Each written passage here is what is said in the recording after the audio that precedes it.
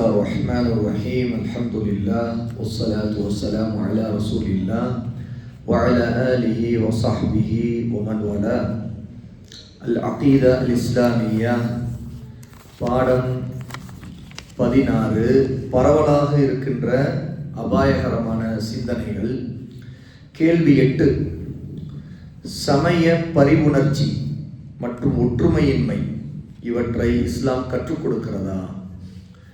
சரியான இஸ்லாமிய மார்க்கம் சரியான ஒருமைப்பாட்டின் பிறப்பிடமாகும்.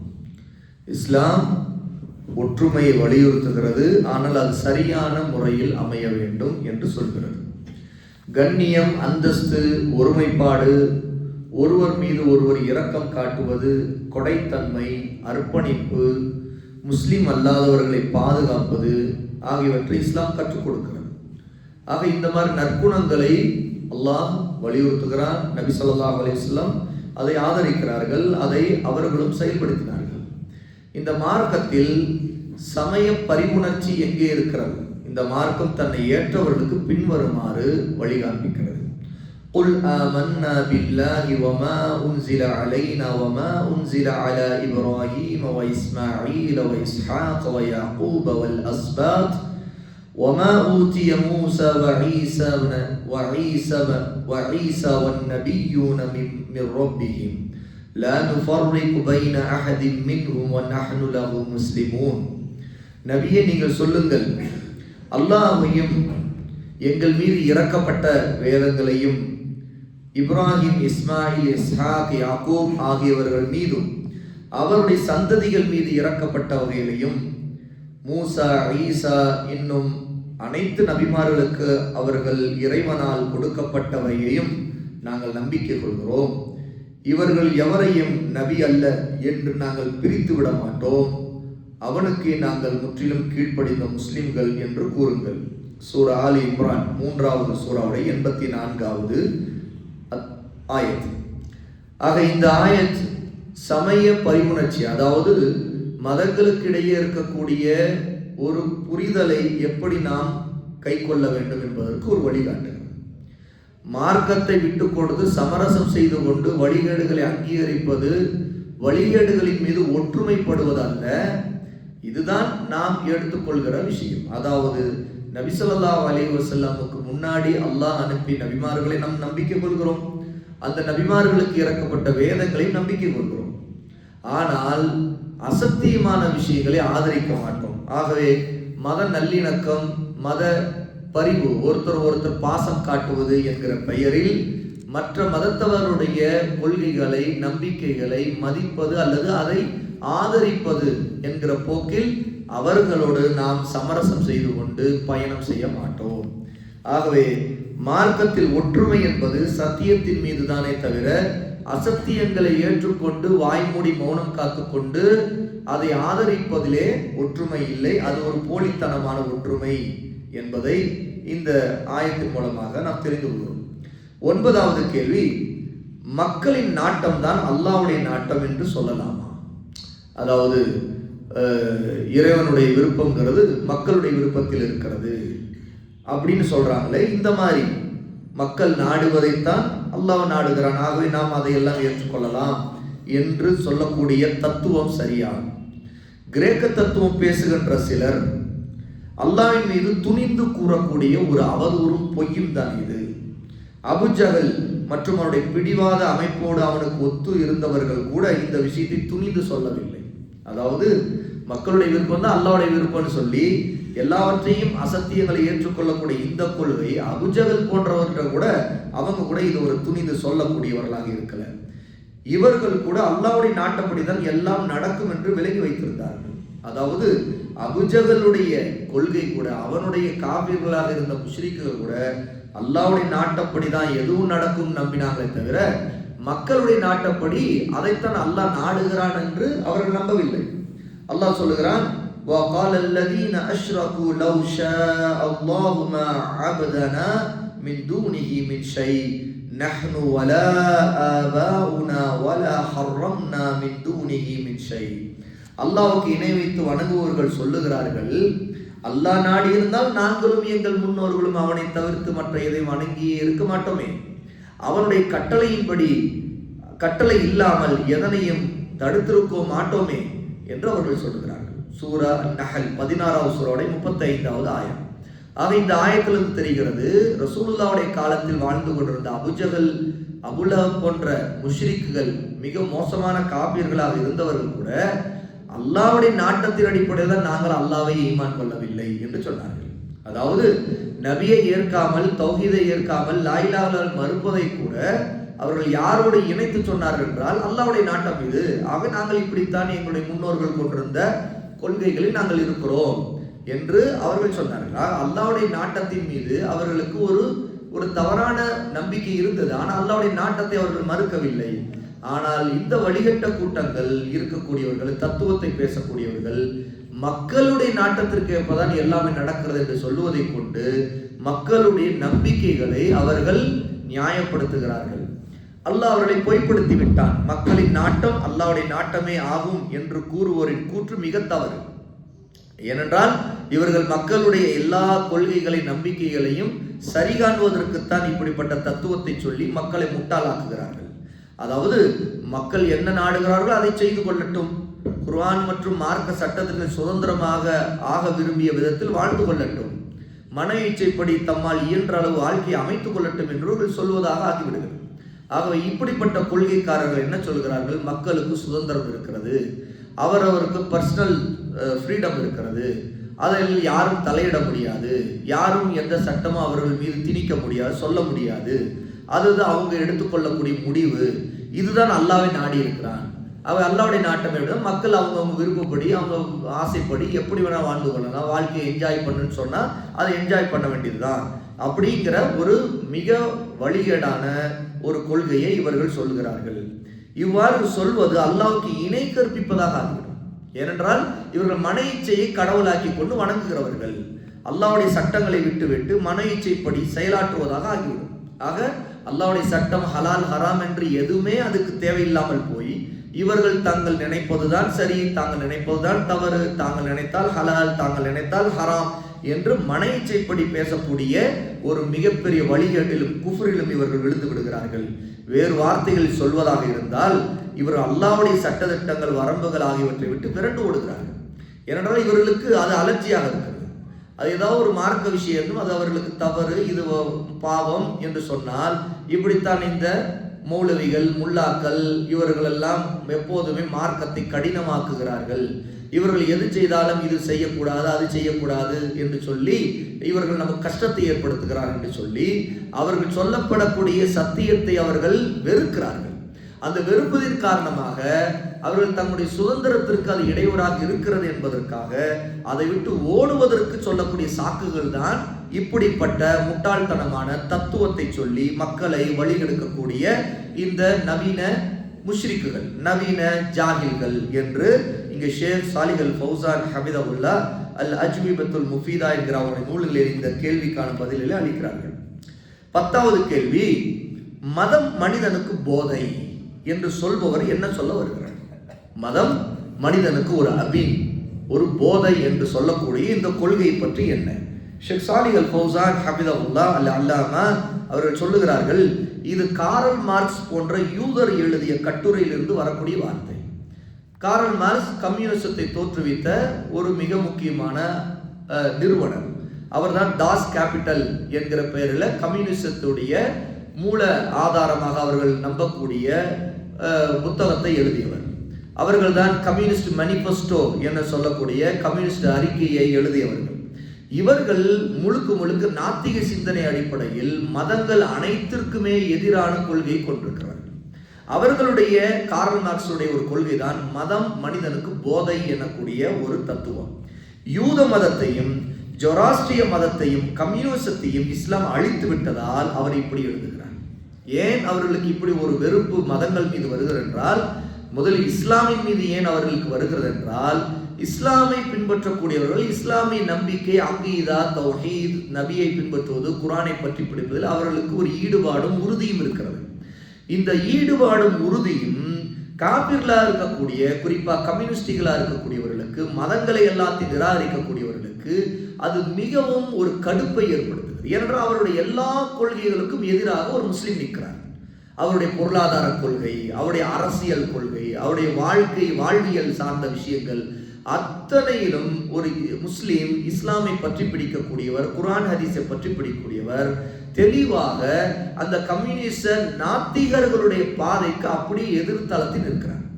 அவருடைய எல்லா விதமான கொள்கைகளையும் கண்டிக்கிறார், அதை எதிர்க்கிறார், மறுக்கிறார், அவர்கள் ஒத்துழைக்க மாட்டேன் என்று இருக்கிறார். ஆகவே அவருடைய அரசியல் விவகாரத்திலும் அவர்கள் ஒன்ற மாட்டேன், ஒத்துழைக்க மாட்டேன் என்று இருக்கும்போது இவர்கள் பார்க்கிறார்கள், இவர்கள் சார்ந்திருக்கிற இந்த மதம் தான் இதற்கெல்லாம் காரணம். இவர்கள் பள்ளிவாசல் போவது, தொழுவது, அவருடைய ஆடையில் கூட அவர்கள் நபி என்ன செய்தார், நபி என்ன சொன்னார், சாப்பிடுவதில் கூட நபி எப்படி சாப்பிட்டார், தூங்குவதில் கூட நபி எப்படி தூங்கினார், இது எல்லாவற்றையும் பார்த்து பார்த்து இவர்கள் செய்கிறார்கள் என்றால் இவர்கள் எல்லாம் இந்த ஒரு போதையிலே இருக்கிறார்கள். ஆக இஸ்லாமும் மதம் என்று வந்தாலே அவர்களுக்கு இது ஒரு போதை. இந்த போதையிலிருந்து இவர்களை வெளியே கொண்டு வர முடியவில்லை. இந்த அடிப்படையில் தான் இந்த தாக்குதலை கார்ல் மார்க்ஸ் போன்றவருடைய காபிர், ஒரு ஜிந்தீக், அந்த யூதன், அவன் தன்னுடைய புத்தகத்தில் மதம் ஒரு போதை என்று எழுதினான். ஷேக் ஃபௌசான் சொல்லுகிறார்கள், ஆகவே யூத மதத்தையும் ஜொராஸ்ட்ரிய மதத்தையும் கம்யூனிஸ்ட் இஸ்லாம் அழித்து விட்டது. ஆகவே அவர்களுக்கு இதிலே கோபம் வந்து விட்டது. ஆகவே தான் இப்படி சொல்லுகிறார்கள். ஏனென்றால் யூதத்தில் இருந்த பலர் முஸ்லீம் ஆகினார்கள், ஜொராஸ்ட்ரிய மதத்தில் இருந்தவர் பலர் முஸ்லீம் ஆனார்கள். ஆக இவர்கள் எல்லாம் முஸ்லீமாகி அந்தந்த பகுதிகள் எல்லாம் ஒரு காலத்தில் யூத மதமும் ஜொராஸ்ட்ரிய மதமும் கோலோச்சி கொண்டிருந்த இடங்கள் எல்லாம் முஸ்லிம் தேசங்களாக மாறிய பிறகு அவர்கள் இதை சகிக்க முடியாமல் இருக்கிறார்கள். ஆக மதம் சமூகத்தாரை போதையில் ஆழ்த்தி புதைகுழிக்கு கொண்டு போய்விடும் என்று அவர் எண்ணினார். மனிதர்கள் தாமாக ஏற்படுத்தி கொண்ட பொய்யான மதங்களுக்கு இந்த வார்த்தை சரியாக இருக்கும் தான். ஷேக் ஃபௌசான் சொல்லுகிறார்கள், இது ஒரு விதத்தில் மனிதனே உருவாக்கி கொண்ட வழிகட்ட ஷிர்க்கும் குஃபரும் கொண்ட மதங்களுக்கு வேண்டுமென்றால் பொருந்தலாம், அதுல எது சந்தேகம் இல்லை. பொய்யான மதங்களை ஏற்றவர்கள் புனைவுகளை ஏற்று செயல்படுகிறார்கள். அவர்களை பொறுத்தவரை புனைவுகள், கற்பனைகள், கட்டுக்கதைகள், அவர்களிடம் புராணங்கள், இதைத்தான் அவர்கள் மார்க்கமாக நம்பிக்கொண்டு புராண கதைகளை எல்லாம் வேதமாக நம்பிக்கொண்டு அவர்கள் போய்கொண்டிருக்கிறார்கள். அவை அவர்கள் வேண்டுமென்றால் அந்த கற்பனை உலகத்தில் இருக்கிறவர்கள் ஒரு போதையில் இருக்கிறார்கள். ஆகவே அவர்களுக்கு வேண்டுமென்றால் அந்த மதம் ஒரு போதையாக இருக்கலாம். ஆனால் கலப்படம் இல்லாத சரியான மார்க்கமாகிய அல்லாஹ் தன்னுடைய படைப்பினங்களுக்கு நிலைநிறுத்துமாறு கூறிய மார்க்கமாகிய இப்ராஹிம் அலைஹிஸ்ஸலாத்து வஸ்ஸலாம் அவர்கள் கொண்டு வந்த இஸ்லாமிய மார்க்கம் உள்ளங்களையும் உணர்வுகளையும் அசைத்து பார்க்கிற மார்க்கமாக இருக்கிறது. ஏனென்றால் இப்ராஹிம் இந்த பிரச்சாரம் செய்த மார்க்கம் தௌஹீதுடைய மார்க்கம், ஹனீஃபியா. அந்த ஹனீஃபியாங்கிற தௌஹீதுடைய மார்க்கம் உள்ளங்களை ஈர்த்து ஷிர்கிலிருந்து குஃபரிலிருந்து மக்களை வெளியே கொண்டு வருகிறது.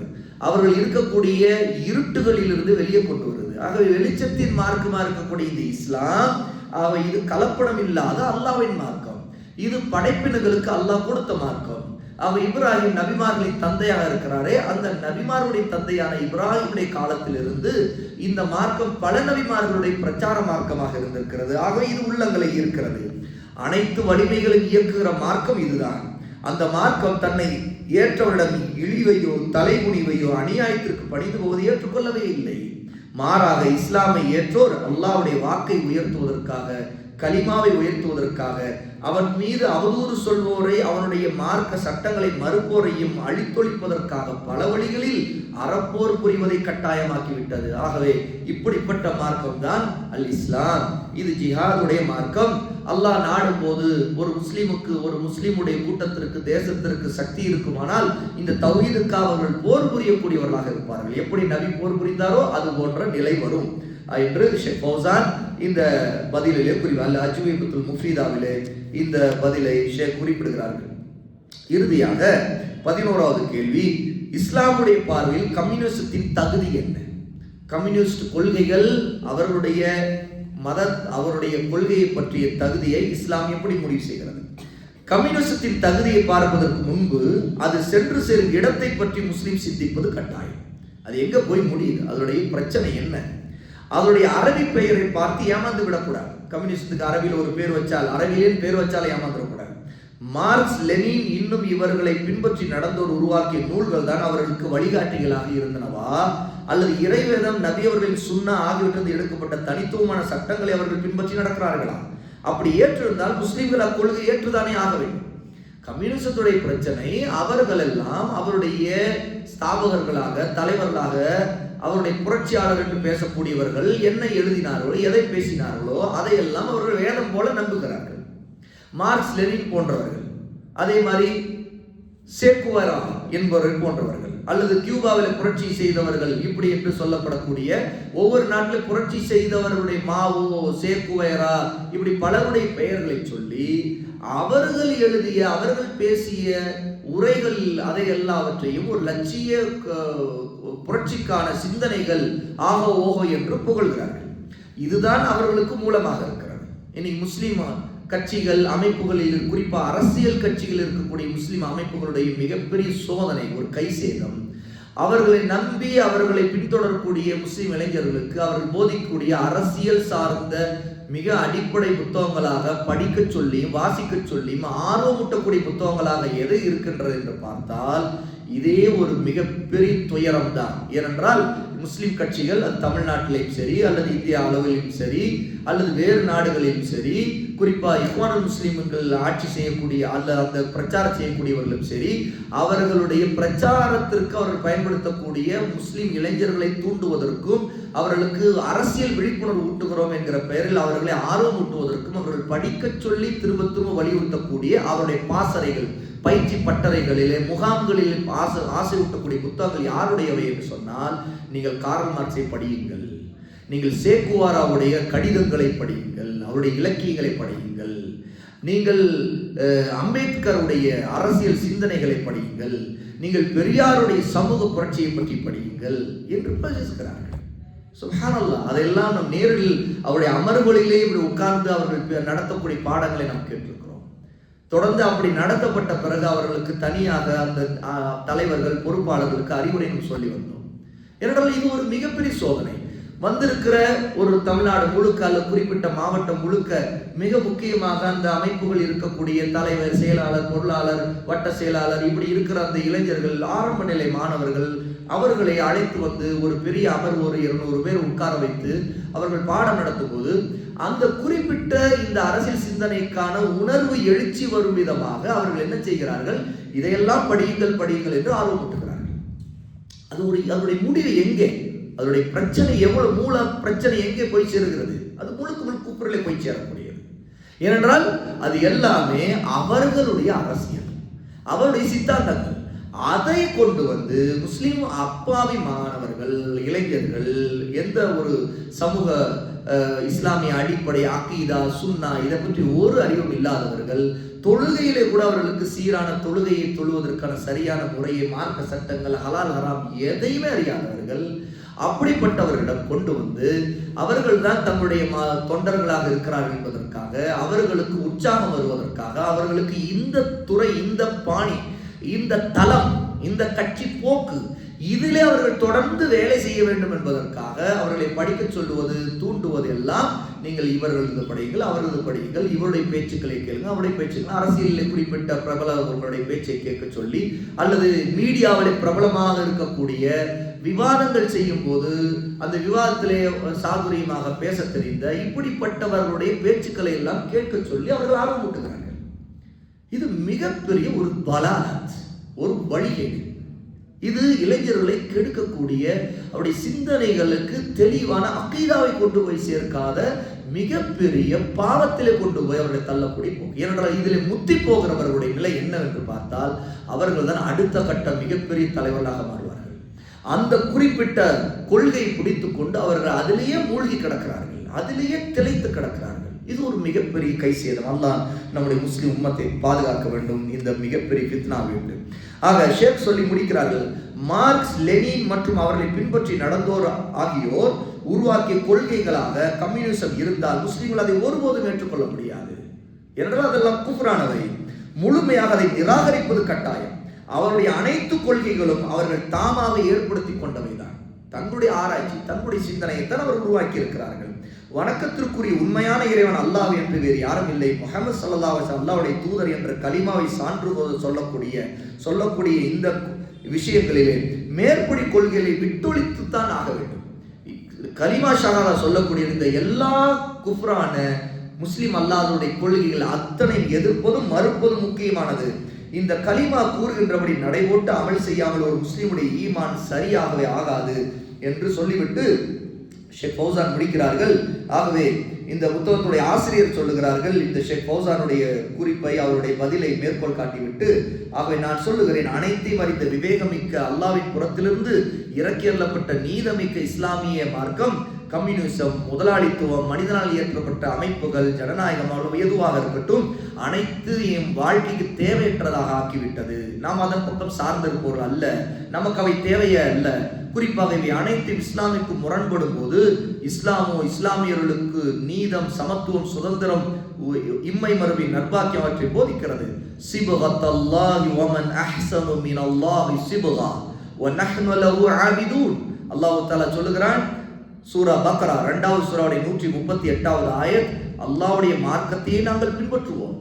அல்லாஹ்வுடைய மார்க்கத்தை விட மார்க்கத்தால் மிக அழகான மார்க்கம் எது? அவனை விட மார்க்கத்தால் அழகானவன் யார்? நாம் அவனையே வணங்குவோம் என்று இந்த ஆயத்தை சொல்லி இந்த பதிலை முடிக்கிறார்கள்.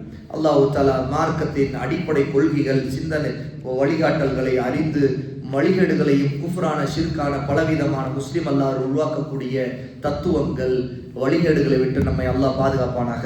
வ ஆகிரு தஅவானா அல்ஹம்துலில்லாஹி ரப்பில் ஆலமீன்.